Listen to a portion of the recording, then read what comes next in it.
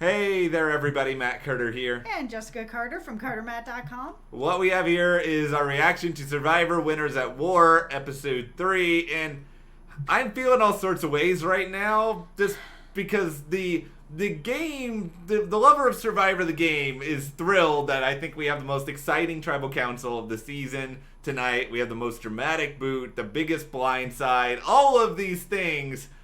And yet I'm also just like eternally sad because Ethan Zahn has been voted off. Yeah, losing Ethan was crap. There's no other way to really get around that. It really sucked. I didn't see it coming. As the game, this was the best move to make sure that everybody got the message loud and clear that Rob, we're going to weaken you, and Adam, don't play both sides. We see you, and you weren't part of this. And it worked, but losing Ethan... Why did Ethan have to be a casualty of this? I mean, we'll go through all of our emotional crisis in this video, but before we dive in, if you like this discussion, give us a like, subscribe, and hit that notification bell so you don't miss any other updates, including a preview for what is coming up next that will be online before too long. But Ethan going in this spot, it's difficult to swallow, and I think the other reason I'm so surprised is Ethan did a lot of promotion for this season. I saw various interviews everywhere, and I don't know, just the part of me that wants to sort of read the Survivor tea leaves maybe thought, okay, Ethan must have a really good season. He's really out there talking about it. I mean, granted, he is on edge of extinction. He's not out for good. He's not out yet. Yeah. So maybe there's a little bit of tea still in the leaves here that maybe he will be back. This has been a really bad, unfortunate run for Ethan on like reality shows since his first Survivor. He doesn't do all that well in All Stars, mostly because he was a winner and people targeted him there. Of course. He didn't last that long in Amazing Race. Now he gets voted off here at this spot, and it's just like I have so much respect for Ethan, and he's been through so much, and I wanted to see him stay, but I think ultimately you pegged what happened here in that I don't think Ethan, this is one of the funniest parts of this season, is I think there's a lot of people who've been voted off who didn't necessarily do anything that wrong. I mean, Danny aside, Danny did plenty wrong, but Ethan did nothing wrong. He really just was a casualty of the message, which I think is what, Jeremy and this group over here really wanted to get across, which was, okay, we're not going to do what Adam said because Adam is now playing both sides, but we do have to weaken Rob, and if we can't get rid of Parv, then this is our only other real move. And they did, and they made what was a pretty sly move, and a move that got them some authority in the game. And I think that's what it comes down to for, especially, we have Ben and we have Denise. Yep. But I think Denise, she already has an idol. I think Denise probably feels some authority. I think for Jeremy and Michelle, I think both of them have not really been big players or factors in a lot of stuff yet this season. And I think they really sort of thought this was their chance to take the bull by the horns, especially Michelle, who has like an island-sized chip on her shoulder of people saying, oh, you didn't deserve to win, and she wants to come out there and prove something. And they make this move. Adam's face at Tribal said a lot. Adam, stop telling people everything. Oh, everybody, stop telling Rob everything. This always seems to end up blowing up in everybody's face, but people keep doing it. This is what you do. You come up with a plan, you keep it quiet, and then boom, Ethan's gone. And that's how the plan works. Instead, you go and you tell Rob is telling Parv, everybody's getting upset. Like, just, he has this charisma. I've said it before, but it's true. I mean, like, I don't understand why everyone keeps telling him things. And yeah, Adam may have been thinking like, oh, well, I can kind of get in a little good here, and I can be like, hey, at least I'm coming to you. Hey, man, I'm being honest with you about it and try to get a little goodwill. But you're also telling him that you're voting out one of the people he's in an alliance with that he's very close to in this game. Like, that's not buying you any goodwill. That's buying you all the bad will from everybody. There's so much just interesting stuff to unpack from all of this. I think starting with Adam's thinking, and I understand a lot of what Adam is trying to do with some of his conversations, because I think he's thinking like he thought in Millennials versus Gen X, and okay, I want to work with Rob long term. So Yeah. I want to have a conversation with Rob, make sure Rob is kind of aware of some of the stuff that's going on. I want to work with Ethan, so I'm going to have a conversation with Ethan Yep. because I value him. But these are not the same caliber players that were in Millennials and Gen X. And I'm not saying those players were bad, but these players are extremely good. And Adam, they've already seen your game. And I thought Adam had a really good start to this season, but I think he tried way too much tonight. And I think he didn't really have to because I think he was already in a pretty good spot. And he played himself into a worse spot. Oh, he really played himself into a spot because he basically exposed everybody else of what this plan was going to be in getting out Parv, where instead the 5 of them could have just done that. Yeah. And then Rob wouldn't really know exactly who was sort of like heading this, who was really coming after her, who was coming after him. Like, it could have then just been a like, oh, it was her. No, it was him. No, it was, you don't need to know Rob. Yeah. Stop telling Rob stuff. This is where I'm going to make my take here. I have been pro keeping Rob for a couple of episodes. I know. I think I should have gotten rid of Rob here. And the reason why Welcome to my side.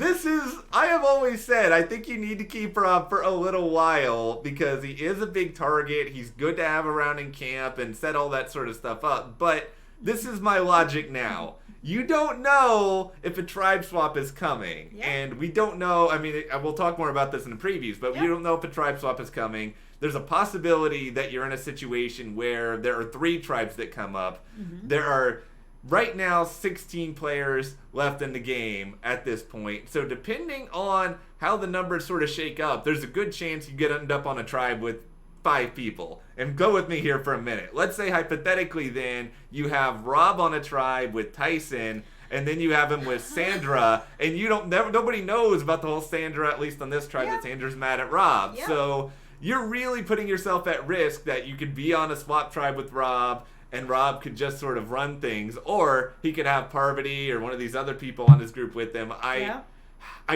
I think it's valuable to have Rob, and I love Rob for entertainment, but yes, this is where I would make the move on Rob because I feel like at this point it's you don't know if he's gonna go to tribal council again before the merge, and it's dangerous. I think that Rob should have gone immediately. I know. And I say that as somebody who loves watching Rob. Rob is great entertainment. He is such a great player.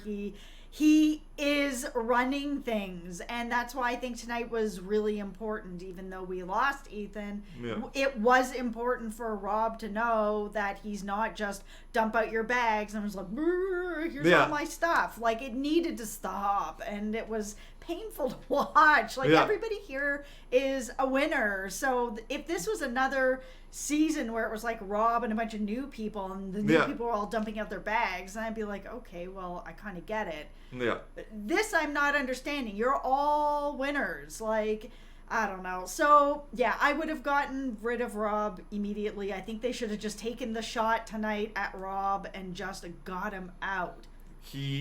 I think Rob's biggest attribute in the game is fear. He is so good at making people afraid, and I can't think of any other rational reason why nobody wants to bring up his name, because if he finds out about it, they'll take him out. Well, apparently you wouldn't bring up his name because you want him to build you a camp. Yeah, build me a camp, get the tribe set up well, and then at a certain point, you keep me safe for a little while because you're a big target. And then I said in the prediction video, I would throw a challenge to get rid of Rob before the merge. I would sleep on a pile of fire ants before I would keep Rob in the... If I said it before, I'll say it again. If I walked in and Rob was there, sitting there in the camp, I'd be like, no, that's number 1, goodbye, do it quietly, just like tonight, and that's that. There are other big targets. We can make the camp ourselves. It may not be as good, but Rob won't be there running things. Well, let's kind of examine another sort of situation here as well, because keeping Parvati, like, to me, this is actually, and I've said that I think this is a time to take a shot at Rob, but I still think Parvati is more dangerous long term than Rob, because Parvati is going to totally snake people, and she's really good at manipulating situations. Yep. Ethan is incredibly likable, and he's a very nice guy seemingly, but Ethan's not that sort of player. I don't think Ethan presented that sort of threat. And I understand the move of you want to make some sort of statement towards Adam that he's not in control. But you're doing this at the expense of not only are you keeping Parvati shallow in the game, but also she now has an extra fire token because Ethan just gave her a fire. Don't make Parvati more powerful. And I get it, but right now they're just a duo at this point. Unless the tribe swap is coming up fast, they're just a duo. They don't have the numbers. Adam is, who knows where Adam is. Yeah. Adam has now been taught a very valuable lesson, which is stop playing both sides of the fence. And we'll talk more about the preview a little bit later, but it's clear that now they're kind of like, now we got to just cut out Adam because nobody can trust him. Rob's side can't trust him. We can't trust him. Gotta go. And so I think that even though, you know, Rob and Parv are both very powerful players in this game, they are only a duo right now. So they might be able to get them out if they need to just get them out. They don't have the numbers. The problem is that they have Rob and him sort of being able to get people to do whatever he wants and everybody giving him information all the time. Well, the thing I'm going to try to think a lot about, and maybe the comments, somebody out there can kind of illuminate me on some ideas here, is that what could Rob and Parvati and Ethan have done differently in this episode? I mean, maybe they could have done some stuff differently an episode or two ago, but, you know, it seemed like they sort of identified the right person to try to put their votes on in Adam. He was playing a lot of sides. It's just Survivor. It doesn't really matter how good a player you are sometimes. You're just at the mercy of other people, and if those other people are smart and seemingly, you know, they're all winners, they're all smart, they're not just going to go along with Rob in the end just because they are afraid of him. They're not getting rid of him, but they're not, you know. But they're still finding a way to weaken him, and that's why I think, like, as much as it sucks that we lost Ethan tonight, this was the right move in a lot of ways because it did stop Rob in his tracks to be like, you are not in charge of this anymore. And Adam, you are also not really part of the loop at all. You don't know what's going on. You see his face. You're just like, it was great. He was just like, oh, I can't believe this is happening. So, I mean, that message needed to be sent, and it especially needed to be sent to Rob. And ultimately, we'll have to see where things go now from Rob, but it's going to be, I think, an interesting tribe dynamic there moving forward, depending on if they stay together. Yep. Let's talk now about DAKAL, because I feel like this was a much better episode for DAKAL, even if we had basically 0 seconds of screen time at all for Kim Spradlin. It was just a ghost the entire episode. Yeah. But Tony and the shark. Let's start here with, I don't know if this was as great as Tony and the ladder, but Tony picking up the shark and then proceeding to swing the shark around in the air. Well, it was trying to bite him, right? Yeah. Here's a good idea. I would have just stopped holding it. If I was holding a shark and it was trying to bite me, I probably would have just, and this is terrible, but I would have thrown it a little ways away from me onto the ground, onto the sand, where it's not going to bite me anymore. Here's an idea, Tony. How about you just don't pick up the shark? You know, this is Sandra's thing. She set up the trap. Let Sandra deal with this. You do not need to be the hero on the shark. It was the weirdest thing. I loved everyone's reaction to him, though, in their little confessionals. Tony, I'm really amazed at how Tony, I mean, this may just be the edit at this point because we're not seeing a lot of them, but it does actually seem like Tony has somehow found himself in a reasonably better spot than previously. Yeah. So, over on Edge of Extinction, as we set the stage for quite possibly one of the more ridiculous exploits of this entire episode, you know, Natalie is able to find something again, and she's able to send it out to a player. Yep. I wish we knew why she chose Sarah, because it's not somebody who was on her original tribe. I mean, I thought about, would she decide to try to help Michelle, because it did seem like she was working with Michelle to some extent on SELE before she was voted off. Yeah. I mean, Natalie was good at putting out there on social media why she did the last thing that she did with the advantage. I'm just curious about it this time. I was just wondering if the reason is that Natalie, maybe she watched Sarah's season. Yeah. Sarah mentioned on this episode that she has dealt with a Steele vote before. Yeah. So maybe she thought this is the best person to give it to because she has dealt with a Steele vote before, and maybe she'll take that bait. because she has dealt with one before. Yeah, I think that's probably... Maybe. I mean, I don't know. Maybe I'm reaching here. Well, I think Natalie probably did study the seasons closely before she went out. She probably thought Sarah is someone who could play this, and I think she's also trying to make sure that a lot of these advantages and stuff that she's finding aren't coming back on her too much, because we saw that with... we've seen this transpire now with what she did with Sandra and the immunity idol, and maybe that is what it is here. Yep. I mean, good on Natalie, though. She's really figured out everything over at Edge of Extinction so far. Yeah, she's sitting on a pile of tokens right now. I think, what is it, 4, and then you get the advantage, maybe? I don't remember. Something like that. I can't remember what it is, but she's getting close. She is getting very close, and she is just clobbering everybody with all of that, and... maybe this will actually pay off this part of the game to some degree, where this stuff will actually really matter. And it was so brilliant, not just that she figured out with the seashells, but that she went back and smashed some of them. I was like... yeah, Natalie thinking a step ahead here. Yeah, it was good.